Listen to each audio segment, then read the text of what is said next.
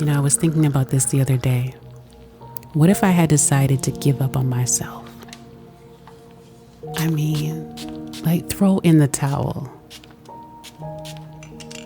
I mean, beyond my art, beyond my creativity, I'm talking about life.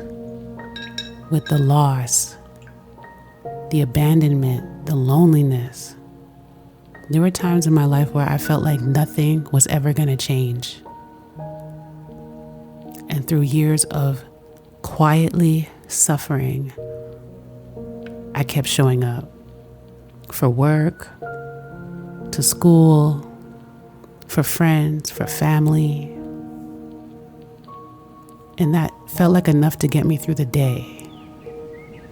But at night, the silence was loud. And pain would just rise to the surface and bleed through me like pigment bleeding through thin paper. And I no longer wanted to carry this hurt anymore or pass it on unconsciously, projecting my pain and my abandonment onto others. So I started digging, a process of slowly facing myself, and it was brutal. I took a shovel and I uncovered the facade, excavated my ego defenses, and uncovered long repressed childhood memories. Once unearthed, I had to carry them because they were mine, and they had yet to be transmuted. You know, I always knew something wasn't right, and I'm not just talking about me, I mean with the world. The atrocities, the war, the violence, the hate, the oppression. And now I had profound confirmation.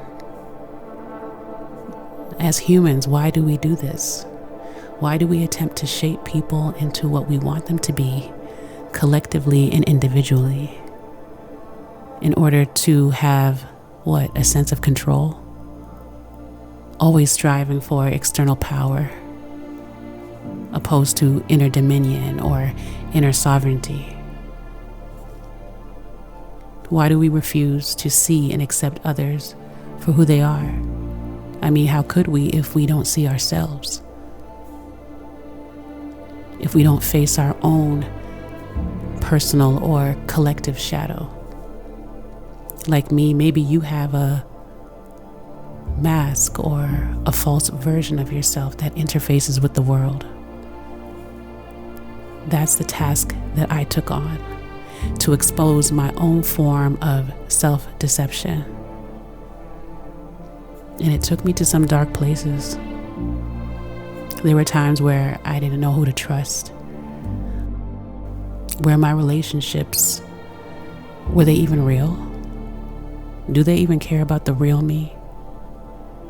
And I began wandering in this deep state of confusion. And I reached out for help, but it didn't make me feel better. I kept speaking, but I felt invisible. Even safe spaces can make you feel dismissed and invalidated, but I realized that even that was a part of the process. But one thing remained consistent throughout it all. My nights were filled with art. I would paint, I would draw, I would read. I would question myself. Why am I doing this? Why am I putting myself through this? It's only causing me to drift further away from the people that I co-created this reality with. And if they haven't decided to take this leap into the unknown, then why am I doing it? But then I found out that some people are flexible and dynamic enough to make room for your evolution.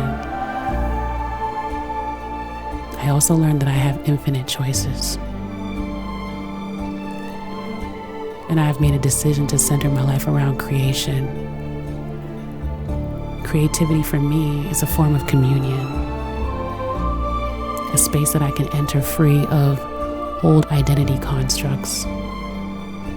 I can dance with energy that cannot be defined. And I'm still on a path, I'm still digging, but I get to choose, I get to define who I become with more certainty. And I'm choosing to create while creating myself. And I also get to create peace.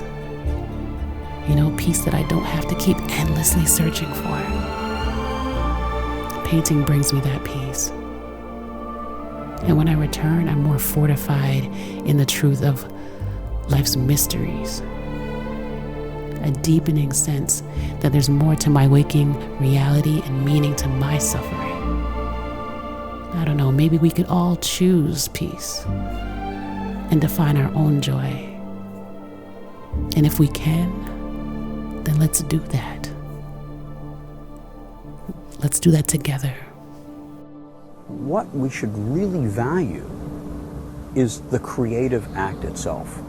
And there's a kind of, it's a very nice idea, because every value is an act of creation. And the act of creation is always going to be something that's going to be difficult, because it involves casting aside the old, taking something new, even against the opinions and the will of other people, and the pursuit of this ideal, this new ideal, on your own. It's a noble endeavor. But what he goes from each act of creation is valuable to creation itself is valuable, and creativity itself is valuable.